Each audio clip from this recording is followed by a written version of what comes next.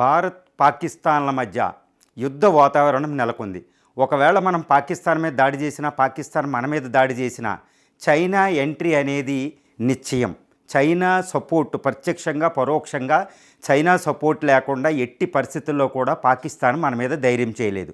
కాబట్టి భారత రక్షణ బలగాలు, భారత ప్రధానమంత్రి, భారత ప్రభుత్వం ఒక్కటే ఆలోచిస్తున్నాయి.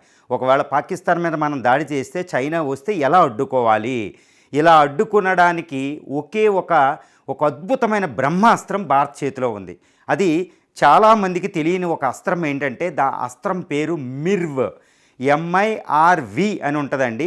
Multiple independently targetable re entry vehicles.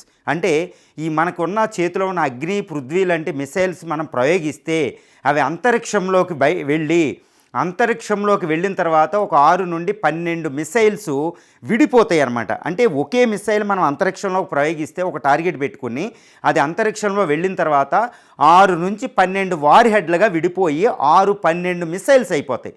అవి ప్రతి మిసైల్కి ఒక్కొక్క టార్గెట్ ఉంటుంది. మళ్ళీ అలా ఒక మిసైల్గా అంతరిక్షంలోకి వెళ్ళినప్పుడు అంతరిక్షంలోకి వెళ్ళి ఒక 6 నుండి 12 మిసైల్స్ అయ్యి 6 నుండి 12 లక్ష్యాలు పెట్టుకుని ఏ లక్ష్యం వైపు అది దూసుకుపోతుందన్నమాట. ఈ సమయంలో ఆ దేశం, శత్రు దేశం యొక్క రక్షణ, వాయు రక్షణ వ్యవస్థ ఒక మిసైల్ గుర్తిస్తుంది, 2 మిసైల్ గుర్తిస్తుంది, 3 గుర్తిస్తుంది. కానీ మనం 6 నుండి 12 మిసైల్స్ని వార్ హెడ్స్, అణుబాంబులు లాంటివి ఉపయోగిస్తాం అనమాట. ఇందులో 2 నుంచి 3 లక్ష్యాలు తప్పనిసరిగా ఎట్టి పరిస్థితుల్లో శత్రుదేశాన్ని కొడతాయి. అంటే ఇది బ్రహ్మాస్త్రం. మనం బ్రహ్మాస్త్రం అంటే తిరుగులేని అస్త్రం, ఇన్విన్సిబుల్, ఓటమెరుగున అస్త్రం. అంటే తప్పనిసరిగా లక్ష్యాన్ని ఢీకొంటుంది అనమాట. ఇది మిర్వ్ టెక్నాలజీ. ఈ టెక్నాలజీ భారతదేశం అగ్ని తన అమ్ముల పొదులో దివ్యాస్త్రమైన, ప్రధానమంత్రి గారు దివ్యాస్త్రం అని ప్రకటిస్తారు. ఈ దివ్యాస్త్రమైన అగ్ని, అదేవిధంగా పృథ్వీ, అదేవిధంగా రాబోయే సూర్య మిసైల్లో ఉన్నాయన్నమాట. అందువల్లే పాకిస్తాన్ దగ్గర మిర్వ్ టెక్నాలజీ లేదు. తన దగ్గర ఉందని గొప్పలు చెప్పుకుంటుంది, అది లేదు, అది వీడియో గేమ్సే. కాబట్టి పాకిస్తాన్ దగ్గర మిర్వ్ లేదు, చైనా దగ్గర మిర్వ్ ఉంది. అందువల్ల చైనా మన మీద అణ్వాయుధాలు వేస్తే గ్యారంటీ మనకు తగిలినట్టే, మనం అణ్వాయుధాలు వేస్తే తప్పకుండా చైనాకు తగులుతుంది.